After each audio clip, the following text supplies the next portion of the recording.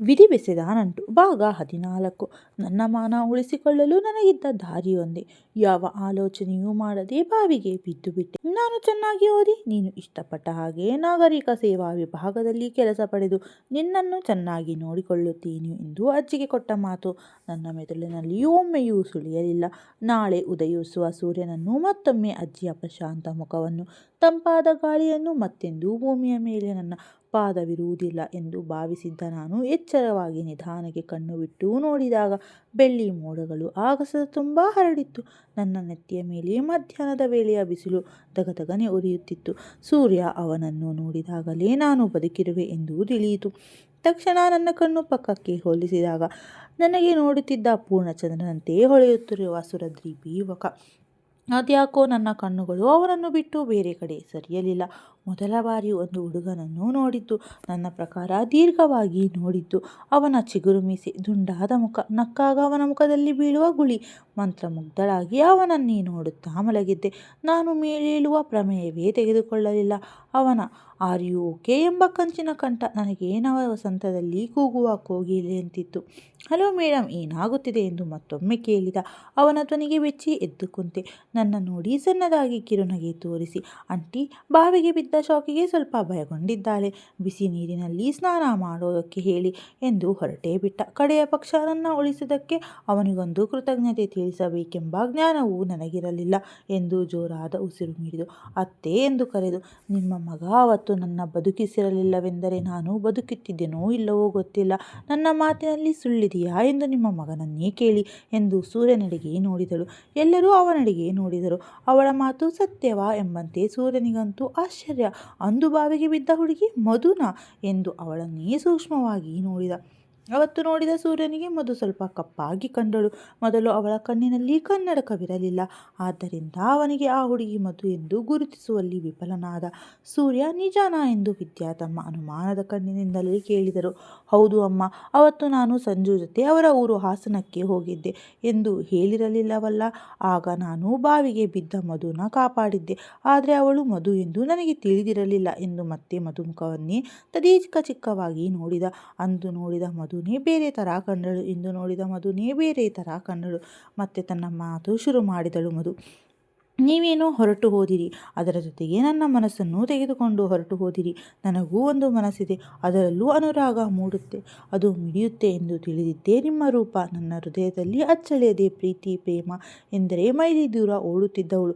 ಮೊದಲ ಬಾರಿ ಒಂದು ಹುಡುಗನ ಮೇಲೆ ಅನುರಾಗ ಮೂಡಿತು ಎಂದರೆ ಈ ಹೃದಯ ಮೊದಲ ಬಾರಿ ಪ್ರೇಮದ ಅನುಭೂತಿಯನ್ನು ಅನುಭವಿಸಿದ್ದು. ಮೊದಲ ಬಾರಿ ನನ್ನ ಮನ ಒಂದು ಹುಡುಗನನ್ನು ಮೆಚ್ಚಿದ್ದು. ಇದು ಪ್ರೀತಿಯೋ ಆಕರ್ಷಣೆಯೋ ಒಂದು ತಿಳಿಯಲಿಲ್ಲ. ನೀವು ಹೊರಟ ಕಡೆಯೇ ನೋಡುತ್ತಾ ಕುಳಿತಿದ್ದ ನನ್ನ ಲಕ್ಷ್ಮಕ್ಕ ಎಚ್ಚರಿಸುವವರೆಗೂ ನಾನು ಎಲ್ಲಿದ್ದೆ ಎಂಬುದನ್ನು ಮರೆಯುವಷ್ಟು ನಿಮ್ಮ ಗುಂಗಿನಲ್ಲಿ ತೇಲಿ ಹೋಗಿದ್ದೆ. ಮಧು ನೋಡಿಕೊಂಡು ಓಡಾಡೋದಲ್ಲವೇನೆ? ಅಕಸ್ಮಾತ್ ನಿನಗೆ ಏನಾದರೂ ಆಗಿದ್ದರೆ ನಿಮ್ಮ ಅಜ್ಜಿ ಪರಿಸ್ಥಿತಿ ಏನೇ? ನಿನ್ನ ಮೇಲೆ ಪ್ರಾಣವನ್ನೇ ಇಟ್ಟಿದ್ದಾಳೆ ಆ ಹಿರಿಯ ಜೀವ. ಹೋಗಿ ಮೊದಲು ಸ್ನಾನ ಮಾಡಿ ಬಟ್ಟೆ ಬದಲಾಯಿಸು ಎಂದು ಲಕ್ಷ್ಮಕ್ಕ ಹೇಳಿದಾಗಲೇ ನನಗೆ ತಿಳಿದಿದ್ದು ನಾನು ಸತ್ತರೆ ಅಜ್ಜಿಯ ಗತಿ ಏನು ಎಂದು. ನನ್ನ ದುಡುಕುತನ ನನ್ನನ್ನು ಜರಿದುಕೊಂಡೆ. ಚಿಕ್ಕ ವಯಸ್ಸಿನಲ್ಲೇ ಗಂಡನನ್ನು ಕಳೆದುಕೊಂಡು ಮಗಳನ್ನು ಸಾಕಲು ಕಷ್ಟಪಟ್ಟ ಬೇರೆಯ ಬಾಯಿಂದ ಕೇಳಿದ ಹೆಮ್ಮೆಯಾಗಿತ್ತು ಅಂತ ಅಜ್ಜಿಯ ಮೊಮ್ಮಗಳಾದ ನಾನು ಆ ಮಾವನಿಗೆ ಹೆದರಿ ಬಾವಿಗೆ ಹಾರಿದೆನಾ? ಮಧು ಹೆಣ್ಣು ಯಾವಾಗಲೂ ಸಬಲೆಯಾಗಿರಬೇಕು. ಅವಳನ್ನು ಹೆದರಿಸಲು ಬಂದವರನ್ನು ನೋಡಿ ಹೆದರಿಕೊಂಡು ಮೂಲೆಯಲ್ಲಿ ಕೂರಬಾರದು. ನಮ್ಮನ್ನು ತುಳಿಯೋಕೆ ಬಂದವರನ್ನು ನಾವು ಎದುರಿಸಬೇಕು ಎಂದು ಪ್ರತಿ ಬಾರಿ ಹೇಳುತ್ತಿದ್ದ ಅಜ್ಜಿಯ ಮಾತು ನೆನಪಾಯಿತು. ಹೇಡಿಯಂತೆ ಬಾವಿಗೆ ಬಿದ್ದೆನಲ್ಲ ಎಂದುಕೊಂಡು ಒಳಬಂದೆ.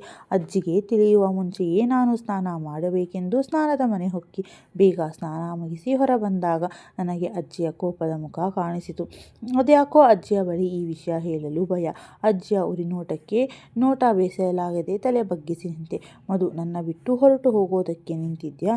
ನಾನು ನಿನಗೆ ಅಷ್ಟು ಬೇಡವಾದೆನೆ ಕೂಸೆ ಎಂದು ಕಣ್ಣೀರು ಮಿಡಿದ ಅಜ್ಜಿಯನ್ನು ಗಟ್ಟಿಯಾಗಿ ತಬ್ಬಿ ಕಣ್ತುಂಬುವವರೆಗೂ ಅತ್ತೆ.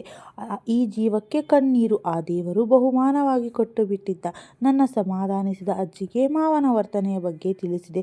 ಪಾಪ ಅಜ್ಜಿ ಕೂಡ ವಯಸ್ಸಾದವಳು, ಅವಳು ಕೂಡ ಏನು ಮಾಡಿಯಾಳು? ಅಜ್ಜಿ ಅಪ್ಪನಿಗೆ ಶಾಪದ ಮೇಲೆ ಶಾಪ ಹಾಕಿದಳು. ಅವನೊಬ್ಬ ಸರಿ ಇದ್ದಿದ್ದರೆ ನನ್ನ ಮಗಳು ಬದುಕಿರುತ್ತಿದ್ದಳು, ನನ್ನ ಮೊಮ್ಮಗಳು ಜೀವನ ಸರಿ ಇರುತ್ತಿತ್ತು ಎಂದು ತಲೆಯ ಮೇಲೆ ಕೈ ಹೊತ್ತು ಕುಳಿತುಕೊಂಡು ಬಿಟ್ಟಳು. ಮೊದಲ ಬಾರಿ ಅಜ್ಜಿ ಇಷ್ಟು ಅಸಹಾಯಕವಾಗಿ ಕಂಡಿತು. ಮೊದಲ ಬಾರಿ ಅಪ್ಪನ ಮೇಲೆ ಕೋಪ ಮೂಡಿತು. ಮೊದಲೆಲ್ಲ ಅಪ್ಪನ ಬಗ್ಗೆ ಜನ ಏನೇ ಹೇಳಿದರೂ ಅರ್ಥವಾಗುತ್ತಿರಲಿಲ್ಲ. ಆದರೆ ನಾನು ವಯಸ್ಸಿಗೆ ಬಂದ ಮೇಲೆ ಅಪ್ಪನ ಬಗ್ಗೆ ತಿಳಿಯಿತು. ಮೊದಲ ಬಾರಿ ಅಪ್ಪನ ಭುಜ ಕೊರಗಿ ನನ್ನ ದುಃಖ ಹೇಳಬೇಕೆನಿಸುತ್ತಿತ್ತು. ಆದರೆ ಅಪ್ಪ ಯಾವತ್ತೂ ಬರಲಿಲ್ಲ. ಅಪ್ಪನಿಗೆ ನಾನು ಯಾಕೆ ಬೇಡವಾದೆ ಎಂಬುದೇ ನನಗೆ ಈಗಲೂ ಕಾಡೋ ಯಕ್ಷ ಪ್ರಶ್ನೆ. ಆ ನಂತರ ಅಜ್ಜಿ, ನಿಮ್ಮ ದೊಡ್ಡಪ್ಪನ ಮನೆಗೆ ಕಳುಹಿಸಿಬಿಡುತ್ತೀನಿ, ನೀನು ಅವರ ಮನೆಯಲ್ಲಿ ಅವರ ಜೊತೆಯಲ್ಲೇ ಇದ್ದು ಬಿಡು ಎಂಬ ಅಜ್ಜಿಯ ಮಾತಿಗೆ ಒಪ್ಪಿಗೆ ಸೂಚಿಸೋಕೆ ಆಗದೆ ನಿರಾಕರಿಸೋಕೆ ಆಗದೆ ದ್ವಂದ್ವದಲ್ಲಿ ಒದ್ದಾಡಿದೆ. ಕೊನೆಯ ಪರೀಕ್ಷೆ ಮುಗಿದ ಮೇಲೆ ಫೋನ್ ಮಾಡು, ಬಂದು ನಿನ್ನ ಕರೆದುಕೊಂಡು ಹೋಗುತ್ತೀನಿ ಎಂದು ದೊಡ್ಡಪ್ಪ ಹೇಳಿದ್ದರು. ಅಜ್ಜಿನ ಬಿಟ್ಟು ಹೋಗೋಕೆ ನನ್ನ ಮನಸ್ಸು ಒಪ್ಪುತ್ತಾನೇ ಇರಲಿಲ್ಲ. ಆದರೂ ಅನಿವಾರ್ಯವಾಗಿ ಬೆಂಗಳೂರಿಗೆ ಹೋಗೋದಕ್ಕೆ ಮನಸ್ಸು ಮಾಡಿದ್ದೆ. ಅಂದು ಕೊನೆಯ ಪರೀಕ್ಷೆ ಬರೆದು ಮನೆ ಬಾಗಿಲಿಗೆ ಬಂದ ನನಗೆ ದೇವರು ದೊಡ್ಡ ಮರ್ಮಾಘಾತವನ್ನೇ ಕೊಟ್ಟಿದ್ದ. ನನ್ನ ಜೀವನಕ್ಕೆ ಜೀವವಾಗಿದ್ದ ಅಜ್ಜಿ ನನ್ನ ಬಿಟ್ಟು ಹೊರಟು ಹೋಗಿದ್ದಳು. ನನ್ನ ಬದುಕಿನ ಸರ್ವಸ್ವವು ನನ್ನ ಅಜ್ಜಿಯಾಗಿದ್ದಳು. ಅವಳು ನನ್ನ ಬಿಟ್ಟು ಹೋದಾಗ ಬದುಕಿ ಭರವಸೆಯೇ ಕಳೆದುಕೊಂಡು ಬಿಟ್ಟೆ. ಯಾರಿದ್ದಾರೆ ನನ್ನವರು ಈ ಜಗತ್ತಿನಲ್ಲಿ, ಯಾರಿದ್ದಾರೆ ಎಂದು ರೋಧಿಸಿದೆ. ಅಪ್ಪ ಮೊದಲು ನೆನಪಾಗಿದ್ದು, ಆದರೆ ಅವರು ಎಲ್ಲಿದ್ದಾರೆ ಒಂದು ತಿಳಿಯದು. ಹುಡುಕುವುದಾದರೂ ಹೇಗೆ? ನನ್ನ ಬಿಟ್ಟು ಹೋದರಲ್ಲ ಎಂದು ಅವರನ್ನು ನೆನಪಿಸಿಕೊಂಡು ಕ್ಷಣ ಮೈಯಲ್ಲಿರುವ ರಕ್ತವೆಲ್ಲ ಕುದಿಯಲು ಶುರುವಾಯಿತು. ನನ್ನನ್ನು ಒಂಟಿ ಮಾಡಿಬಿಟ್ಟರಲ್ಲ ಎಂದು ನನ್ನ ಅಸಹಾಯಕತೆಯನ್ನು ನನ್ನಲ್ಲೇ ಅದುಮಿಟ್ಟುಕೊಂಡೆ. ನಿಂತುಬಿಟ್ಟೆ. ಅಂದು ಜೋರು ಮಳೆ, ಅದರ ಜೊತೆ ನನ್ನ ಕಣ್ಣೀರು ಪೈಪೋಟಿ ಕೊಡುತ್ತಿತ್ತು. ಅತ್ತು ನನ್ನ ಗಂಟಲು ಕಟ್ಟಿತ್ತು. ಯಾರು ನನ್ನ ಜೀವನದಲ್ಲಿ ಸುಖವಾಗಿ ನೋಡಿಕೊಳ್ಳಬಹುದೆಂದುಕೊಂಡಿದ್ದೆನೋ ಅವರು ನನ್ನ ಬಿಟ್ಟು ಹೊರಟು ಹೋಗಿದ್ದರು. ಹಾಸಿಗೆ ಹಿಡಿದು ಮಲಗಿದ್ದ ಅಜ್ಜಿಯ ಸೇವೆಯನ್ನು ಯಾವ ಕೈಯಿಂದ ಮಾಡಿದ್ದೆನೋ ಅದೇ ಕೈಯಿಂದ ಬಾಯಿಗೆ ಅಕ್ಕಿ ಕಾಳು ಹಾಕಿದ್ದೆ. ಮಣ್ಣಲ್ಲಿ ಮಣ್ಣು ಮಾಡಿದ್ದೆ.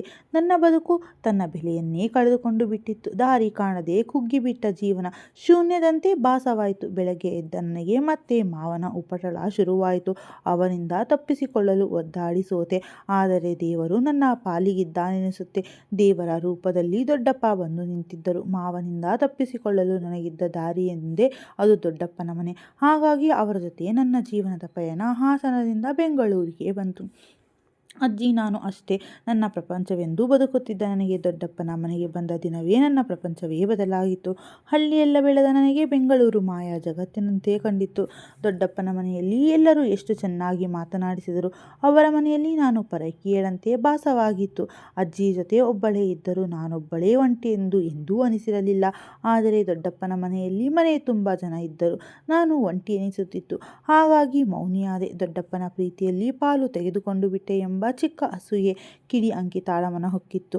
ಅಲ್ಲಿಂದ ಅವಳ ದ್ವೇಷ, ತಿರಸ್ಕಾರ, ಬೇಸರ ನೋಡಿದ ನನಗೆ ಈ ಮನೆ ಬಿಟ್ಟು ಎಲ್ಲಿಗಾದರೂ ಓಡಿ ಹೋಗಿಬಿಡಲ್ಲ ಎನಿಸುತ್ತಿತ್ತು.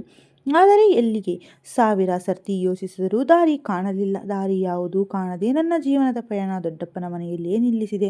ಪ್ರತಿ ಸಾರಿ ಅಂಕಿತಾ ತನ್ನ ಅನಾಥೆಯನ್ನು ಒಳಗ ಅವಳ ಕೆನ್ನೆಗೆ 2 ಬಾರಿಸಿ ಅಪ್ಪ ಅಮ್ಮ ಇಬ್ಬರು ಸತ್ತರೆ ಮಾತ್ರ ಅನಾಥರು, ನಮ್ಮಪ್ಪ ಇನ್ನೂ ಬದುಕಿದ್ದಾರೆ ಎಂದು ಕಿರುಚಿ ಹೇಳಬೇಕೆನ್ನುವಷ್ಟು ಕೋಪ. ಆದರೆ ಬದುಕಿರುವ ಅಪ್ಪ ನನ್ನ ಪಾಲಿಗೆ ಯಾಕಿಲ್ಲ ಎಂಬ ಪ್ರಶ್ನೆಗೆ ಉತ್ತರ ಹುಡುಕಿ ಸೋತೆ.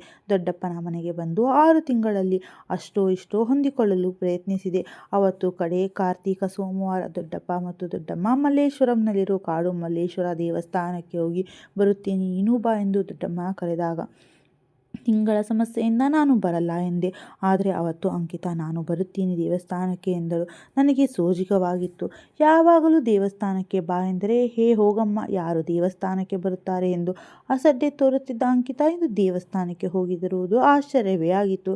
ನನಗೆ ದೊಡ್ಡಪ್ಪ ಹುಷಾರು ಮಧು, ಕಾರ್ತಿಕ್ 7 ಗಂಟೆಗೆಲ್ಲ ಬರುತ್ತಾನೆ, ನೀನು ಬಾಗಿಲು ಹಾಕಿಕೊ, ಒಳಗಡೆ ಇರು ಎಂದು ಹೇಳಿ ಹೋದರು. ದೊಡ್ಡಪ್ಪ ಬೆಂಗಳೂರಿನಲ್ಲಿ ಮೊದಲ ಬಾರಿ ಅಷ್ಟು ದೊಡ್ಡ ಮನೆಯಲ್ಲಿ ಇದ್ದಿದ್ದು. ಗಂಟೆ 7 ಆಗಿ 8 ಆದರೂ ಕಾರ್ತಿಕ್ ಅಣ್ಣ ಬರಲೇ ಇಲ್ಲ. ಭಯದಿಂದ ಬಾಗಿಲು ಕಡೆ ನೋಡುತ್ತಾ ಕುಳಿತಿದ್ದ ನನಗೆ ಕಾಲಿಂಗ್ ಬೆಲ್ ಸದ್ದಾಯಿತು. ಅಣ್ಣ ಬಂದ ಎಂದು ಎದ್ದು ಹೋಗಿ ಬಾಗಿಲು ತೆಗೆದಾಗ ನನಗೆ ಮಾವನ ನೋಡಿ ಕೈಕಾಲು ನಡುಗಲು ಶುರುವಾಯಿತು. ಅವನು ದೊಡ್ಡಪ್ಪನ ಮೇಲಿರುವ ಭಯಕ್ಕೆ ನನ್ನ ತಂಟೆಗೆ ಬರುವುದಿಲ್ಲ ಎಂದು ಭಾವಿಸಿದ್ದ ನನಗೆ ಅವನ ಆಗಮನ ನನ್ನ ಉಸಿರು ನಿಲ್ಲಿಸುವಂತೆ ಅನುಭವವಾಯಿತು. ಅವನಿಂದ ನಾನೆಷ್ಟು ಮಾನಸಿಕ ಕಿರುಕುಳ ಅನುಭವಿಸಿದ್ದೆ ಎಂದು ನನಗೆ ಮಾತ್ರ ಗೊತ್ತು. ಒಳಗೆ ಬಂದವನೇ ನನ್ನ ಕೈ ಹಿಡಿದು ಬಾಯಿ ಮುಚ್ಚಿ ಎಳೆದುಕೊಂಡು ಹೋಗಿ ಕಾರಿನಲ್ಲಿ ಕೂರಿಸಿಕೊಂಡು ಬಿಟ್ಟ. ಕೂಗಲು ನನಗೆ ಅವಕಾಶ ಕೊಡದಂತೆ ಗಟ್ಟಿಯಾಗಿ ನನ್ನ ಬಾಯಿ ಮುಚ್ಚಿದ. ಎಷ್ಟೋ ಬಾರಿ ಅವನಿಂದ ತಪ್ಪಿಸಿಕೊಂಡ ನನಗೆ ಈ ಬಾರಿ ತಪ್ಪಿಸಿಕೊಳ್ಳಲು ಯಾವ ದಾರಿಯೂ ಇರಲಿಲ್ಲ. ಯಾರಿಗೋ ಫೋನ್ ಮಾಡಿ ಥ್ಯಾಂಕ್ಸ್ ಅಂಕಿತಾ, ನಿನ್ನ ಸಹಾಯದಿಂದ ನನಗೆ ಮಧು ಸಿಕ್ಕಳು ಎಂಬ ಮಾತು ಕೇಳಿ ನನಗೆ ಏನು ಮಾಡಬೇಕೆಂದು ತೋಚಲಿಲ್ಲ. ಇವಳಿಗೆ ಅದೆಂಗೆ ಮಾವನ ನಂಬರ್ ಸಿಕ್ಕಿತೋ ನನಗೆ ಗೊತ್ತಾಗಲಿಲ್ಲ. ನನ್ನ ಮೇಲೆ ಅವಳಿಗೆ ಕೋಪವಿರಬಹುದು ಎಂದು ಭಾವಿಸಿದ್ದೆ. ಅವಳ ಈ ಮಟ್ಟಕ್ಕೆ ನನ್ನ ದ್ವೇಷ ನೋಡಿ ಸಾವು ನನಗೆ ಈ ಕ್ಷಣವೇ ಬರಬಾರದಾ ಎಂದು ರೋಧಿಸಿದೆ. ಬರೀ ಆಸ್ತಿಗಾಗಿ ಮಾವ ನನಗೆ ಹಿಂಸೆ ಕೊಡುತ್ತಿದ್ದರೆ ನಾನು ಆಸ್ತಿ ಬರೆದು ಕೊಡುತ್ತಿದ್ದೆ. ಆದರೆ ಮಾವ ನನ್ನನ್ನೇ ಬಯಸಿದ್ದ. ಅವನ ಉಪಟಳದಿಂದ ತಪ್ಪಿಸಿಕೊಳ್ಳಲು ನಾನು ಪಟ್ಟ ಪಾಡು ಒಂದಾ ಎರಡಾ? ನನ್ನ ಕಣ್ಣು ಮುಚ್ಚಿ ನಾನು ಪೂಜಿಸೋ ದೇವರ ಬೇಡಿ ಕಣ್ಣು ತೆರೆದ ಕ್ಷಣವೇ ಆಕಸ್ಮಿಕವಾಗಿ ನಿಂತಿದ್ದ ಒಂದು ಕಾರಿಗೆ ಡಿಕ್ಕಿ ಹೊಡೆದ. ತಕ್ಷಣ ಹಾಕಿದ ಬ್ರೇಕಿಗೆ ನನ್ನ ತಲೆ ಸ್ವಲ್ಪ ಏಟು ಬಿದ್ದು ಹಣೆ ಬಾತುಕೊಂಡಿತ್ತು.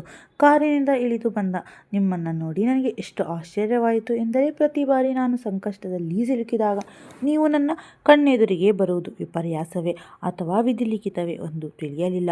ನೀವು ಬಂದವರೇ ಡ್ರೈವಿಂಗ್ ಸೀಟ್ನಲ್ಲಿ ಕುಳಿತಿದ್ದ ಮಾವನ ಕೊರಳಪಟ್ಟಿ ಹಿಡಿದು ಹೊರಗೆಳೆದಿರಿ. ನಿಮ್ಮಿಬ್ಬರ ನಡುವೆ ಮಾತಿನ ಚಕಮಕಿ ನಡೆದು ಕೈ ಮಿಲಾಯಿಸಿಕೊಂಡು ಜಗಳವಾಗುತ್ತಿರುವಾಗಲೇ ನನಗೆ ತಪ್ಪಿಸಿಕೊಳ್ಳಲು ಇದೇ ಒಳ್ಳೆಯ ಸಮಯ, ಇದೊಂದೇ ಮಾರ್ಗವೆಂದು ನಾನು ನಿಮ್ಮ ಮನದಲ್ಲೇ ಧನ್ಯವಾದ ತಿಳಿಸಿ ಓಡಿದೆ. ಬೆಂಗಳೂರನ್ನು 6 ತಿಂಗಳಿಂದ ನೋಡಿದ ಪ್ರಭಾವ ದೊಡ್ಡಪ್ಪನ ಮನೆ ಕಂಡು ಹಿಡಿಯುವುದು ಕಷ್ಟವೆನಿಸಲಿಲ್ಲ. ರಾತ್ರಿ 9ರ ಸಮಯ. ಬಿರುಸಾಗಿ ಹೆಜ್ಜೆ ಹಾಕಿದ್ದೆ. ಕಾರ್ತಿಕ್ ಅಣ್ಣ ಬಂದಿರಬಹುದು ಎಂದು ಯೋಚಿಸಿ ಒಂದೇ ಉಸಿರಿನಲ್ಲಿ ಓಡಿ ಮನೆ ಬಳಿ ಬರುವಷ್ಟರಲ್ಲಿ ಗಂಟಲೆ ಆಗಲೇ 9 ತೋರುತ್ತಿತ್ತು. ಮಾವ ನನ್ನನ್ನು ಎಳೆದುಕೊಂಡು ಹೋಗುವಾಗ ತೆರೆದಿದ್ದ ಬಾಗಿಲು ಹಾಗೇ ತೆರೆದಿತ್ತು. ಇನ್ನೂ ಕಾರ್ತಿಕ್ ಅಣ್ಣ ಬಂದಿರಲಿಲ್ಲ. ಒಳಗೆ ಬಂದು ಹೊಟ್ಟೆ ತುಂಬ ಗಟಗಟನೆ ನೀರು ಕುಡಿದು ಸುಧಾರಿಸಿಕೊಳ್ಳುವಲ್ಲಿ ದೊಡ್ಡಪ್ಪ ದೊಡ್ಡಮ್ಮ ಅಂಕಿತಾ ಮನೆಗೆ ಬಂದರು. ಆಗ ನನಗೆ ಸ್ವಲ್ಪ ನಿರಾಳವಾಯಿತು. ನನ್ನ ನೋಡಿದ ಅಂಕಿತಾ ಮಾತ್ರ ಆಶ್ಚರ್ಯವಾಗಿ ನೋಡಿದಳು. ನಾನು ಈ ಮನೆಯಲ್ಲಿ ಇರುವುದು ಎಂದು ತಿಳಿದುಕೊಂಡಿದ್ದ ಅವಳಿಗೆ ನಾನು ಮನೆಯಲ್ಲಿದ್ದಿದ್ದು ಅವಳಿಗೆ ಸ್ವಲ್ಪವೂ ರುಚಿಸಲಿಲ್ಲ. ತಕ್ಷಣ ಮೊಬೈಲ್ ಹಿಡಿದು ಮನೆಯಿಂದ ಹೊರಗೆ ಹೋದಳು. ಅಲ್ಲಿಯವರೆಗೂ ನನಗೆ ಹಣೆಗಾಗಿದ್ದ ಗಾಯದ ಬಗ್ಗೆ ಯೋಚಿಸಿರಲಿಲ್ಲ. ದೊಡ್ಡಪ್ಪ ಅನಿರೀಕ್ಷಿತವಾಗಿ ಕೇಳಿದಾಗ ನನ್ನ ಮುಖ ನೋಡಿ ಭಯದಿಂದ ನಡುಗುತ್ತಿದ್ದ ಅಂಕಿತಾನ ನೋಡಿ ಸತ್ಯ ಹೇಳದೆ ಬಾತ್ರೂಮ್ನಲ್ಲಿ ಜಾರಿ ಬಿದ್ದೆ ಎಂದು ಸುಳ್ಳು ಹೇಳಿದೆ. ಮಾವನ ಕೈಯಿಂದ ತಪ್ಪಿಸಿಕೊಂಡ ಬಂದ ಮೇಲೆ ಮತ್ತೊಮ್ಮೆ ನೆನಪಾಗಿದ್ದು ನಿಮ್ಮ ಮುಖಾನೇ. ಸೂರ್ಯ, ಅನಿರೀಕ್ಷಿತವಾಗಿ ನನ್ನ ಜೀವನದಲ್ಲಿ ಪ್ರವೇಶ ಪಡೆದಿದ್ದೀರಿ ನೀವು ಸೂರ್ಯ. ದೊಡ್ಡಪ್ಪನ ಬಳಿ ಈ ವಿಷಯ ಹೇಳುವುದಕ್ಕೆ ಹೋಗಲಿಲ್ಲ. ನಾ ಅನಾಥೆ, ಬೀದಿ ಬಿಕಾರಿ ಎಂದ ಮಾತಿಗೆ ದೊಡ್ಡಪ್ಪ ಅವಳಿಗೆ ಹೊಡೆಯೋದಕ್ಕೆ ಹೋಗಿದ್ದರು. ಇನ್ನು ಈ ವಿಷಯ ಹೇಳಿದರೆ ದೊಡ್ಡಪ್ಪ ಅವಳಿಗೆ ಏನು ಮಾಡುವವರು? ನನ್ನಿಂದ ತಂದೆ ಮಗಳು ದೂರವಾಗುವುದು ಇಷ್ಟವಿರಲಿಲ್ಲ. ಹಾಗಾಗಿ ನಾನು ಏನೂ ಮಾತನಾಡಲಿಲ್ಲ. ಅಲ್ಲಿಂದ ನನಗೆ ದಾರಿಯಲ್ಲಿ ಒಬ್ಬಳೇ ಹೋಗೋಕ್ಕೂ ಭಯವಾಗುತ್ತಿದ್ದು. ಯಾವಾಗ ವೈಷ್ಣವಿ ನನಗೆ ಪರಿಚಯವಾದವಳು, ಅವಳ ಜೊತೆನೇ ನನ್ನ ಓಡಾಟ ಶುರುವಾಯಿತು. ನನಗಾಗಿ ಮಿಡಿಯೋ ಜೀವ. ನನ್ನ ಸಿಕ್ಕ ಮೇಲೆ ನನ್ನ ನೋವೆಲ್ಲ ಮರೆತೆ. ಆದರೆ ನಿಮ್ಮನ್ನು ಮರೆಯಲಿಲ್ಲ ಸೂರ್ಯ. ನಿಮ್ಮ ಹೆಸರು, ನಿಮ್ಮ ಬಗ್ಗೆ ಎಳ್ಳಷ್ಟು ತಿಳಿಯದೆ ನಾನು ನಿಮ್ಮನ್ನು ಆರಾಧಿಸೋಕೆ ಶುರು ಮಾಡಿದ್ದೆ. ಭೂಮಿ ದುಂಡಾಗಿದೆ. ಇಂದಲ್ಲ ನಾಳೆ ನೀವು ಸಿಗುತ್ತೀರಾ. ನಿಮಗೆ ನನ್ನ ಹೃದಯದಾಳದಿಂದ ಧನ್ಯವಾದ ಅರ್ಪಿಸಬೇಕೆಂದು ಕಾಯುತ್ತಿದ್ದೆ. ಜೀವನದಲ್ಲಿ ಓದು ಕೆಲಸವಷ್ಟೇ ಮುಖ್ಯವೆಂದು ಮತ್ತೆ ಸಾಬೀತುಪಡಿಸಿದ್ದು ದೊಡ್ಡಮ್ಮನ ಕೊಂಕು ಮಾತು. ಬಿಟ್ಟಿ ತಿನ್ನಲು ಬಂದು ಬಿಡಲ್ಲ ಎಂಬ ದೊಡ್ಡಮ್ಮನ ಮಾತು ನನ್ನ ಮನೆಯಲ್ಲಿ ಒಂದು ತುತ್ತು ಅನ್ನ ತಿನ್ನಬೇಕಾದರೂ ಹಿಂಸೆ ಕೊಡುತ್ತಿತ್ತು. ಅಲ್ಲಿನ ಗಾಳಿ ನನಗೆ ಉಸಿರುಗಟ್ಟಿಸುತ್ತಿತ್ತು. ಹೇಗೋ ಡಿಗ್ರಿ ಮುಗಿಸಿ ಕೈಯಲ್ಲೊಂದು ಕೆಲಸ ಹಿಡಿದು ಬಿಟ್ಟರೆ ಸಾಕು ಎನ್ನುವಷ್ಟರ ಮನ ರೋಸಿ ಹೋಗಿತ್ತು. ಡಿಗ್ರಿಯೂ ಮುಗಿದಿತ್ತು. ಆದರೆ ದೊಡ್ಡಪ್ಪ ನನ್ನ ಮುಂದೆ ಓದೋಕೆ ತುಂಬ ಒತ್ತಾಯಿಸಿದರು ಎಂದು ಕೆಲಸಕ್ಕೆ ಹೋಗೋ ಆಲೋಚನೆ ಬಿಟ್ಟು ಉನ್ನತ ವ್ಯಾಸಂಗಕ್ಕೆ ಸಮ್ಮತಿ ಸೂಚಿಸಿ MBA ಮಾಡಲು ದುಡ್ಡು ಹೆಚ್ಚು ಬೇಕಾಗುತ್ತದೆ, ಹಾಗಾಗಿ MCom ಮಾಡುವುದು ತಿಳಿಸಿ ಗವರ್ಮೆಂಟ್ ಕಾಲೇಜ್ಗೆ ಸೇರಿಕೊಂಡೆ. ಆದರೆ ನನ್ನ ಮಾನ ಆದಷ್ಟು ಬೇಗ ಈ ಮನೆಯಿಂದ ಹೊರಗೆ ಹೋದರೆ ಸಾಕು ಎನ್ನುವಷ್ಟು ಬೇಸರ ಮೂಡಿತ್ತು. ಒಂದಲ್ಲ ಒಂದು ದಿನ ನಿಮ್ಮನ್ನು ನೋಡುತ್ತೀನಿ ಎಂಬ ಭರವಸೆ ಇಟ್ಟುಕೊಂಡು ಬದುಕುತ್ತಿದ್ದ ನನಗೆ ನೀವು ಒಂದು ದಿನ ಏಕಾಏಕಿ ನನ್ನ ಕಣ್ಣೆದುರಿಗೆ ಬರಬಹುದು ಎಂದು ಅಂದು ದೊಡ್ಡಪ್ಪನ ಮನೆಗೆ ಎಂದು ಒಂದು ಸಣ್ಣ ನಿರೀಕ್ಷೆಯೂ ಮಾಡಿರಲಿಲ್ಲ. ನಾನು ಅಂದು ನಿಮ್ಮನ್ನು ನೋಡಿದ ಖುಷಿಯಲ್ಲಿ ನನ್ನ ಮನಸ್ಸು ತಾಳ ತಪ್ಪಿತ್ತು. ಹೃದಯದ ಭಾವತಂತಿ ಮಿಡಿಯೋದಕ್ಕೆ ಶುರುವಾಯಿತು. ನನ್ನನ್ನೇ ನಾನು ಮರೆತು ನಿಮ್ಮನ್ನು ನೋಡೋಕೆ ಶುರು ಮಾಡಿದ್ದೆ. ಎಷ್ಟರ ಮಟ್ಟಿಗೆ ಎಂದರೆ ಪೊರಕೆ ಬಿದ್ದು ಅದು ಸದ್ದು ಮಾಡುವವರೆಗೂ ನನ್ನ ಮೇಲೆ ನನಗೆ ಎಚ್ಚರವಿರಲಿಲ್ಲ. ನೀವು ದೊಡ್ಡಮ್ಮನನ್ನು ಕೇಳಿದ್ದು ನೋಡಿ ದೊಡ್ಡಮ್ಮನ ಸಂಬಂಧಿಕರಿರಬಹುದು ಅಥವಾ ಪರಿಚಯದಿರುವುದು, ಹೀಗೆ ನಾನಾ ಯೋಚನೆ. ದೊಡ್ಡಮ್ಮ ಕರೆಯುವವರೆಗೂ ನಿಮ್ಮದೇ ಗುಂಗಿನಲ್ಲಿ ತೇಲಿ ಹೋಗಿದ್ದೆ. ನನ್ನ ಗುರುತಿಸಬಹುದು, ಮಾತನಾಡಿಸಬಹುದು ಎಂದು ಎಷ್ಟು ಆಸೆ ಇಟ್ಟುಕೊಂಡೆ. ಮನಕ್ಕೆ ನೀರೆರಚಿತ್ತು ಈ ಹುಡುಗಿ ಯಾರು ಎಂಬ ನಿಮ್ಮ ಮಾತು. ನಾನು ನಿಮಗೆ ನೆನಪಿರಬಹುದು ಎಂದು ಆಲೋಚಿಸಿದ ನನ್ನ ಮೂರ್ಖತನಕ್ಕೆ ನಾನೇ ಚೀಮಾರಿ ಹಾಕಿಕೊಂಡೆ. ಆದರೆ ನಿಮ್ಮನ್ನು ನೋಡಿ ಮಾತನಾಡಿಸಬೇಕು, ನಿಮಗೆ ಧನ್ಯವಾದ ತಿಳಿಸಬೇಕು ಎಂದುಕೊಂಡರು. ಯಾಕೋ ಮನಸ್ಸು ನಿಮ್ಮ ಎದುರುಗಡೆ ನಿಲ್ಲಲು ಒಪ್ಪಲಿಲ್ಲ. ನೀವು ಮನೆಯಿಂದ ಹೊರಗಡೆ ಹೋಗುವವರೆಗೂ ಅಡುಗೆ ಮನೆಯಿಂದಲೇ ಕದ್ದು ಮುಚ್ಚಿ ನಿಮ್ಮನ್ನು ನೋಡಿದೆ. ಆಮೇಲೆ ತಿಳಿದಿದ್ದು ನೀವು ದೊಡ್ಡಪ್ಪನ ಸ್ನೇಹಿತ ಮಗ, ಕಾರ್ತಿಕ್ ಅಣ್ಣನ ಬೆಸ್ಟ್ ಫ್ರೆಂಡ್ ಎಂದು. ಅವತ್ತು ನನ್ನ ಮನಸ್ಸು ಎಷ್ಟು ಸಂತಸ ಪಟ್ಟಿತ್ತು ಎಂದರೆ ಅದನ್ನು ವರ್ಣಿಸೋಕೋ ವಿವರಿಸೋಕೋ ನನ್ನ ಕೈಯಲ್ಲಿ ಸಾಧ್ಯವಾಗಲಿಲ್ಲ. ಆದರೆ ದೊಡ್ಡಮ್ಮನ ಮಾತು, ಸೂರ್ಯ MS ಮುಗಿಸಿಕೊಂಡು ಬರುವಷ್ಟರಲ್ಲಿ ನಿನ್ನಿಂದ ಇಂಜಿನಿಯರಿಂಗ್ ಮುಗಿಯಿತು, ಆಮೇಲೆ ಓಲಗ ಊದಿಸೋದು ಎಂಬ ಮಾತು ಕೇಳಿ ಅಷ್ಟೇ ವೇಗವಾಗಿ ನನ್ನ ಮನಸ್ಸಿನ ಸಂತೋಷ ಮಾಸಿತ್ತು. ಮನಸ್ಸಿನಲ್ಲಿ ಹರಡಿದ್ದ ಬಯಕೆಯ ರಂಗೋಲಿ ದೊಡ್ಡಮ್ಮನ ಮಾತು ಕೇಳಿ ಜೋರಾದ ಮಳೆಗೆ ಕೊಚ್ಚಿ ಹೋದಂತಾಗಿತ್ತು. ಅಂದು ಹೃದಯ ವಿರಹದ ನೋವಿನಲ್ಲಿ ಮಿಲುಗುಟ್ಟಿತ್ತು. ನಿಮ್ಮನ್ನ ಯಾವಾಗ ನೋಡುವುದು ಎಂದು ಕಾತರದಿಂದ ಕಾಯುತ್ತಿದ್ದ ನಾನು, ಇಂದಲ್ಲ ನಾಳೆ ನೀವು ನನ್ನವರಾಗುವಿರಿ ಎಂಬ ಭ್ರಾಂತಿಯಲ್ಲಿ ಇಷ್ಟು ದಿನ ಬದುಕಿದ್ದ ನನಗೆ ಇನ್ನು ಮುಂದೆ ನೀವು ಅಂಕಿತಾನ ಸೇರಿದವರು ಎಂದು ತಿಳಿದಾಗಿನಿಂದ ಮನದಲ್ಲಿ ಅಶಾಂತಿ ಭುಗಿಯೆದ್ದಿತ್ತು. ತಾಯಿಯ ಸಾವು, ತಂದೆಯ ತಿರಸ್ಕಾರ, ಮಾವನ ಉಪಟಳ, ಅಜ್ಜಿಯ ಸಾವು, ದೊಡ್ಡಮ್ಮನ ಕೊಂಕು ಮಾತು, ಈ ಎಲ್ಲ ನೋವಿಗಿಂತ ಅತಿಯಾಗಿ ಪರಿಣಮಿಸಿದ ನೋವು ಎಂದರೆ ನೀವು ನನ್ನವರಲ್ಲ ಎಂಬ ನೋವು ನನ್ನನ್ನು ಎಷ್ಟರ ಮಟ್ಟಿಗೆ ಕಾಡಿತ್ತು ಎಂದರೆ, ಪ್ರತಿ ಬಾರಿ 99ಕ್ಕಿಂತ ಹೆಚ್ಚಾಗಿ ಅಂಕ ಬರುವಂತೆ ಓದುತ್ತಿದ್ದ ನಾನು ಮೊದಲ ಬಾರಿ ಅನುತ್ತೀರ್ಣವಾಗುವವರೆಗೂ ಎಂದರೆ ಯೋಚಿಸಿ, ನಾನು ನಿಮ್ಮನ್ನು ಎಷ್ಟು ಪ್ರೀತಿಸಿರಬಹುದು ಎಂದು ಅಂದು ಮೊದಲ ಬಾರಿ ದೊಡ್ಡಪ್ಪನ ಕೈಯಲ್ಲಿ ವಹಿಸಿಕೊಂಡೆ. ಅಂದೇ ನಿರ್ಧಾರ ಮಾಡಿದೆ, ಸಿಗದಿರೋ ನಿಮಗೋಸ್ಕರ ಯೋಚಿಸಿ ನನ್ನ ವಿದ್ಯಾಭ್ಯಾಸ ಆಡಿ ಮಾಡಿಕೊಳ್ಳುವುದು ನನ್ನ ಹುಚ್ಚುತನವೆನಿಸಿತು. ಅಲ್ಲಿಂದ ಮನಸ್ಸನ್ನು ನನ್ನ ಹತೋಟಿಗೆ ತೆಗೆದುಕೊಳ್ಳಲು ಶುರು ಮಾಡಿದೆ. ಯಾರಾದರೂ ಮೇಲೂ ನಾನು ಆಸೆ ಇಟ್ಟುಕೊಳ್ಳುವವಳಲ್ಲ. ಅದು ಹೇಗೆ ನಿಮ್ಮ ಮೇಲೆ ಆಸೆ ಇಟ್ಟುಕೊಂಡನೋ ನನಗೆ ತಿಳಿಯಲಿಲ್ಲ. ಜೀವನವನ್ನೆಲ್ಲ ಅನಿರೀಕ್ಷಿತ ಮತ್ತು ಆಶ್ಚರ್ಯ. ಯಾರು ಯಾರಿಗೆ ಸೇರಬೇಕೋ ಅವರು ಅವರಿಗೇ ಸಿಗುವುದು ಎಂದು ದೃಢವಾಗಿ ನಿಶ್ಚಯಿಸಿ ನಾನು ಜೀವನದಲ್ಲಿ ಮುಂದೆ ಹೋಗುವುದಕ್ಕೆ ನಿಮ್ಮನ್ನು ಮರೆಯಲಿಲ್ಲ. ಹಾಗೆಂದು ಸಿಗದೇ ಇರೋರನ್ನು ನೆನಪಿಸಿಕೊಂಡು ಕೊರಗೋ ಮೂರ್ಖಿ ನಾನಾಗಲಿಲ್ಲ. MCom ಮುಗಿಸಿ ಒಂದು ಕಾಲೇಜಿನಲ್ಲಿ ಉಪನ್ಯಾಸಕಿಯಾಗಿ ಕೆಲಸ ಸಿಕ್ಕಿತ್ತು. ಈಗ ನಾನು ಸ್ವತಂತ್ರಳಾದೆ ಎಂದು ಖುಷಿಪಡಲು, ದೊಡ್ಡಪ್ಪ ನಿನ್ನ ಮದುವೆ ಮಾಡುತ್ತೀನಿ ಎನ್ನುವುದಕ್ಕೆ ದುಃಖಪಡಲು ಒಂದು ತಿಳಿಯಲಿಲ್ಲ. ಜೀವನ ನಿಂತ ನೀರಾಗಬಾರದು, ಹರಿಯೋ ನದಿಯಾಗಿರಬೇಕು ಎಂದು ಮದುವೆಗೆ ಸಮ್ಮತಿ ಸೂಚಿಸಿಬಿಟ್ಟೆ. ಆದರೆ ದೊಡ್ಡಮ್ಮ ಕ್ಯಾತೆ ತೆಗೆದರು. ನನ್ನ ಮಗಳ ಮದುವೆ ಮೊದಲು ನಡೆಯಬೇಕು, ಆಮೇಲೆ ಇವಳ ಮದುವೆ ಮಾಡಿ ಎಲ್ಲ ದುಡ್ಡು ಇವಳ ಮದುವೆಗೆ ಖರ್ಚು ಮಾಡಿಬಿಟ್ಟರೆ ಎಂಬ ದೊಡ್ಡಮ್ಮನ ವಾದದಿಂದ ದೊಡ್ಡಪ್ಪ ಮೊದಲು ಅಂಕಿತಾನ ಮದುವೆ ಮಾಡೋದಕ್ಕೆ ನಿಶ್ಚಯ ಮಾಡಿದರು. ಎಷ್ಟೋ ಸಾರ್ತಿ ನನ್ನ ಕೈಯಲ್ಲಿ ಕೆಲಸವಿದೆ, ಎಲ್ಲಿಯಾದರೂ ದೂರ ಹೋಗಿಬಿಡಬೇಕೆಂದುಕೊಂಡೆ. ಆದರೆ ಅದು ಮಾತ್ರ ಸಾಧ್ಯವಾಗಲಿಲ್ಲ. ಅಂತೂ ಅಂಕಿತಾನ ಜೊತೆ ನಿಮ್ಮ ಮದುವೆ ನಿಶ್ಚಯ ಆಯಿತು. ಒಳಗಡೆ ಬೇಯುತ್ತಿದ್ದರೂ ಹೊರಗಡೆ ತಣ್ಣಗೆ ಕಾಯುತ್ತಿದ್ದೆ. ಅತ್ತು ಕಣ್ಣೀರು ಬತ್ತಿ ಹೋಗಿತ್ತು. ನಿದ್ದೆ ದೂರವಾಗಿತ್ತು. ಊಟ ಬೇಡವಾಗಿತ್ತು. ಆ 15 ದಿನ ಸತ್ತು ಬದುಕಿದ್ದೆ. ಮನೆ ಮಂದಿಗೆಲ್ಲ ಸಂತೋಷ. ಆದರೆ ನನಗೆ, ದೊಡ್ಡಪ್ಪನಿಗೆ ಹೇಳಲ್ಲ. ನಾನು ಸೂರ್ಯನನ್ನು ಪ್ರೀತಿಸುತ್ತಿದ್ದೀನಿ, ಅವರನ್ನು ನನ್ನ ಜೊತೆ ಮದುವೆ ಮಾಡಿಕೊಡಿ ದೊಡ್ಡಪ್ಪ ಎಂದು ಕೇಳಲ್ಲ ಎಂಬ ಹುಚ್ಚು ಆಲೋಚನೆಗಳು ನನ್ನ ಬಳಿ ಸುಳಿಯಿತು. ನಿಮ್ಮನ್ನು ನೋಡಿದ್ದೆ 2 ಬಾರಿಯಾದರೂ ಅದೆಷ್ಟೋ ದಿನ ಪರಿಚಿತವಳಂತೆ ಭಾಸವಾಗುತ್ತಿತ್ತು ನನ್ನ ಮನಸ್ಸಿಗೆ. ಮರುದಿನ ನೀವು ನನ್ನಿಂದ ಶಾಶ್ವತವಾಗಿ ದೂರವಾಗುವ ದಿನ. ಆದರೂ ಗಟ್ಟಿ ಮಾಡಿಕೊಂಡೆ ಮನಸ್ಸನ್ನು. ಆದರೆ ನೀವು ನನ್ನ ಕಣ್ಣೆದುರಿಗೆ ಬಂದರೆ ಈ ಮನಸ್ಸು ದೌರ್ಬಲ್ಯಗೊಳ್ಳುತ್ತಿತ್ತು. ಹೇಗೋ ಕಷ್ಟವಾದರೂ ಸರಿ ಎಂದು ನಗುಮುಖ ಹೊತ್ತುಕೊಂಡು ಸುಮ್ಮನಾದೆ. ಆದರೆ ವಿಧಿ ಸುಮ್ಮನಿರಲಿಲ್ಲ. ಅಂಕಿತಾನಿಗೆ ಈ ಮದುವೆ ಇಷ್ಟವಿರದೆ ಅವಳು ಬೇರೆಯವರನ್ನ ಮದುವೆಯಾಗಿ ಬಂದಳು. ಅವತ್ತು ನನ್ನ ಮನಸ್ಸು ಒಳಗೊಳಗೆ ಅದೆಷ್ಟೋ ಸಂತೋಷಪಟ್ಟಿತೆಂದರೆ, ಆ ದಿನ ನಾನು ಸ್ವಾರ್ಥಿಯಾಗಿದ್ದೆ. ದೊಡ್ಡಪ್ಪನ ನೋವು, ನಿಮ್ಮ ನೋವು ಯಾವುದು ನನ್ನ ಕಣ್ಣಿಗೆ ಕಾಣಲಿಲ್ಲ. ದೊಡ್ಡಪ್ಪ ನನ್ನ ಬಳಿ ಬಂದು, ನೀನು ಸೂರ್ಯನ ಮದುವೆಯಾಗು ಎಂದ ಮಾತು ಒಂದು ಮನಸ್ಸಿಗೆ ಖುಷಿ ಕೊಟ್ಟರೆ ಇನ್ನೊಂದು ಮನಸ್ಸನ್ನು ನಿಮ್ಮನ್ನು ಮದುವೆ ಮಾಡಿಕೊಳ್ಳಲು ಒಪ್ಪಲಿಲ್ಲ. ಯಾಕೆಂದರೆ ಒಮ್ಮೆ ಬೇಡವೆಂದ ವಸ್ತುವಾಗಲಿ ಮನುಷ್ಯರನ್ನು ನನ್ನ ಜೀವನದಲ್ಲಿ ಪ್ರವೇಶಿಸಿಕೊಳ್ಳುತ್ತಿರಲಿಲ್ಲ ನಾನು. ಆದರೆ ದೊಡ್ಡಪ್ಪನ ಕಣ್ಣೀರು ಮತ್ತೆ ಎಲ್ಲವುದಕ್ಕಿಂತ ನನ್ನ ಸ್ವಾರ್ಥ ಮನಸ್ಸು ನಿಮ್ಮನ್ನು ಮದುವೆ ಮಾಡಿಕೊಳ್ಳಲು ಪ್ರೇರೇಪಿಸಿಬಿಟ್ಟಿತ್ತು. ನಿಮ್ಮ ಪ್ರೀತಿ ಗಳಿಸಬಹುದು ಎಂಬ ಹುಚ್ಚು ಕಲ್ಪನೆಯಿಂದ. ಆದರೆ ಅವತ್ತು ವೈಷ್ಣವಿ ಆಡಿದ ಒಂದು ಮಾತು ನಿಮ್ಮೆಲ್ಲರ ಮುಂದೆ ನಾನು ತಪ್ಪಿತಸ್ಥಳಾಗಿ ಕಂಡೆ. ಈಗಲೂ ಹೇಳುತ್ತಿದ್ದೀನಿ ಅತ್ತೆ, ನೀವು ನಂಬಿದರೆ ನಂಬಿ, ಇಲ್ಲ ಬಿಡಿ.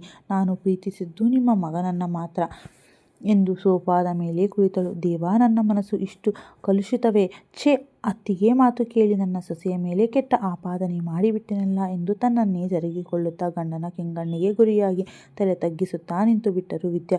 ತನ್ನ ಗೆಳತಿ ಅವಳ ಜೀವನದಲ್ಲಿ ಅನುಭವಿಸಿದ ನೋವನ್ನು ಕೇಳಿದವನ ಮನ ತನ್ನನ್ನು ತಾನೇ ಶಪಿಸಿಕೊಂಡಳು. ನಾನು ಅವಳ ಉತ್ತಮ ಗೆಳತಿ ಎಂದು ಹೇಳಿಕೊಳ್ಳುತ್ತಿದ್ದೆ. ಅವಳ ಮನಸ್ಸಿನಲ್ಲಿ ಅಡಗಿದ ನೋವು ನನಗೆ ಕಾಣಲಿಲ್ಲವಲ್ಲ ಎಂದು ಒಳಗೆ ಬಂದು ಸೋಫಾದ ಮೇಲೆ ಕುಳಿತು ಬಿಕ್ಕುತ್ತಿದ್ದ ಗೆಳತಿಯ ಹೆಗಲ ಮೇಲೆ ತನ್ನ ಕೈ ಇರಿಸಿದಳು. ಇಷ್ಟೊತ್ತು ಅತ್ತವಳಿಗೆ ನೀರಿನಲ್ಲಿ ಮುಳುಗುತ್ತಿದ್ದವರಿಗೆ ಹುಲ್ಲು ಕಡ್ಡಿ ಆಸರೆಯಂತೆ ಕಂಡಳು ವೈಷ್ಣವಿ ಮಧುವಿಗೆ. ಈ ಕ್ಷಣ ಅವಳ ಮನಸ್ಸಿಗೆ ಸಮಾಧಾನ ಮಾಡುವ ಜೀವವೆಂದರೆ ಅವಳೊಬ್ಬಳೇ. ಅವಳನ್ನು ಕಂಡಿದ್ದೇ ಗಟ್ಟಿಯಾಗಿ ಅಪ್ಪಿಬಿಟ್ಟಳು. ತನ್ನನ್ನು ಗಾಢವಾಗಿ ಅಪ್ಪಿದ ಗೆಳತಿಯ ಬೆನ್ನ ಸವರಿದಳು. ಕ್ಷಣಕಾಲ ಅವಳಿಗೆ ಉಸಿರಾಡಲು ಕಷ್ಟವಾಯಿತು. ಅಷ್ಟು ಗಟ್ಟಿಯಾಗಿ ಅಪ್ಪಿದ ಗೆಳತಿಯನ್ನು ಸಮಾಧಾನಿಸಿ, ಮಧು, ದಯವಿಟ್ಟು ಅಳಬೇಡ ಕಣೆ, ನನಗೂ ಅಳು ಬರುತ್ತೆ ಎಂದು ತನ್ನ ಕಣ್ಣೀರು ಒರೆಸಿದ ಗೆಳತಿಯ ಕೈ ಹಿಡಿದು, ವೈಶು, ನನಗೊಂದು ಸಹಾಯ ಮಾಡುತ್ತೀಯಾ? ಬಲು ಸಂಕಟದಿಂದ ಕೇಳಿದ ಗೆಳತಿಯನ್ನು ನೋಡಿ, ಯಾಕೆ ಮಧು ಹಾಗೆ ಕೇಳುತ್ತಿದ್ದೀಯಾ?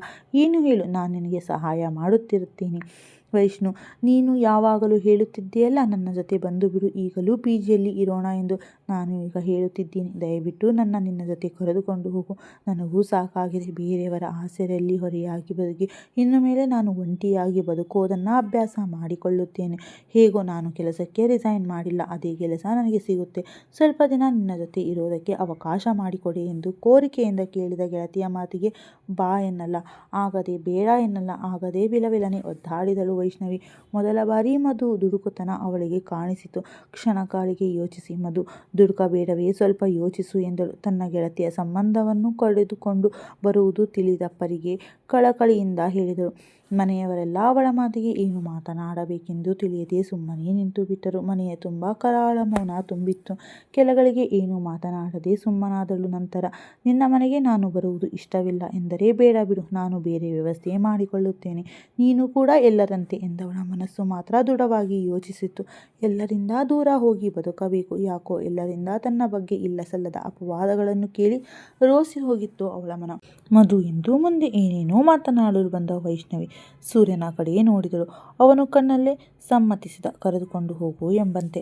ಸೂರ್ಯನ ಒಪ್ಪಿಗೆ ಸಿಕ್ಕ ಕ್ಷಣವೇ ವೈಷ್ಣವಿ ಮೊದಲ ಭುಜ ಸ್ಪರ್ಶಿಸಿ, ಸರಿ ಮಧು, ನಿನ್ನ ಬಟ್ಟೆ ಬರೆ ತೆಗೆದುಕೊಂಡು ಬಾ ಎಂದು ಜೋರಾದ ಉಸಿರು ಮಿಡಿದು ಮತ್ತೊಮ್ಮೆ ಸೂರ್ಯನಡೆಗೆ ನೋಡಿದಳು. ಅವನು ಸುಮ್ಮನೆ ಕಿರುನಕ್ಕ. ವೈಷ್ಣವಿ, ನೀನು ಯಾಕಮ್ಮ ಒಪ್ಪಿಗೆ ಕೊಟ್ಟೆ? ಅವಳು ದುಡುಕಿ ಮಾತನಾಡುತ್ತಿದ್ದಾಳೆ, ನೀನು ಅವಳ ಜೊತೆ ಕೂತು ಮಾತನಾಡಿ ಸೂರ್ಯನ ಜೊತೆ ಅವರ ಮನೆಗೆ ಹೋಗೋಕೆ ಒಪ್ಪಿಸಮ್ಮ ಎಂದರು ವೀರಭದ್ರಯ್ಯನವರು. ಅವರ ಮನ ಪೂರ್ತಿ ಕುಸಿದಿತ್ತು ತನ್ನ ಮಗಳ ಕೆಟ್ಟ ವರ್ತನೆಗಳಿಂದ. ಅಂಕಲ್, ನೀವು ಏನು ಯೋಚನೆ ಮಾಡಬೇಡಿ, ಅವಳು ವೈಷ್ಣವಿ ಜೊತೆ ಅವರ ಮನೆಗೆ ಹೋಗಲಿ, ನಾನು ನಾಳೆ ಕರೆದುಕೊಂಡು ಬರುತ್ತೇನೆ. ಅವಳ ಮನಸ್ಸು ತಿಳಿಯಾಗಬೇಕೆಂದರೆ ಅವಳು ವೈಷ್ಣವಿ ಜೊತೆ ಇದ್ದರೆ ಮಾತ್ರ ಎಂದವನ ಮನಸ್ಸು ಮಾತ್ರ ತಿಳಿಯಾಗಿತ್ತು. ಯಾವುದೋ ಒಂದು ದೊಡ್ಡ ಭಾರ ಇಳಿದಂತಾಗಿತ್ತು. ಸರಿ ಎಂದು ಮನೆಯವರೆಲ್ಲ ಒಪ್ಪಿಗೆ ಸೂಚಿಸಿದರು. ಗಂಡನ ಮನೆಗೆ ಹೋಗಲು ಎಂದು ಖುಷಿಯಿಂದ ನಿನ್ನೆ ಬಟ್ಟೆ ಜೋಡಿಸಿಕೊಂಡೆ, ಆದರೆ ಇವತ್ತು ಎಂದು ತನ್ನ ಕಣ್ಣೀರು ಒರೆಸಿಕೊಂಡು ಬ್ಯಾಗ್ ಹಿಡಿದು ವೈಷ್ಣವಿಯ ಜೊತೆ ಹೊರಟವಳ ಮನಸ್ಸು ಮಾತ್ರ ಒಮ್ಮೆ ಆದರೂ ಸೂರ್ಯನನ್ನು ಹೋಗಬೇಡ ಮಧು ಎಂದು ಹೇಳಬಹುದು ಎಂಬ ಆಸೆ ಇಟ್ಟುಕೊಂಡಿದ್ದವಳಿಗೆ ಅವನ ನಿರಾವ ಮೌನ ನಿರಾಶೆಯ ಕಡಿನಲ್ಲಿ ನೂಕಿತ್ತು. ಮುಂದುವರಿಯುವುದು ಕಥೆಯ ಬಗ್ಗೆ ದಯವಿಟ್ಟು ನಿಮ್ಮ ಅನಿಸಿಕೆಗಳನ್ನು ಕಮೆಂಟ್ ಮಾಡಿ. ಜೊತೆಗೆ ಚಾನಲನ್ನು ಮರೆಯದೆ ಸಬ್ಸ್ಕ್ರೈಬ್ ಮಾಡಿಕೊಳ್ಳಿ. ಧನ್ಯವಾದಗಳು. ಶುಭವಾಗಲಿ.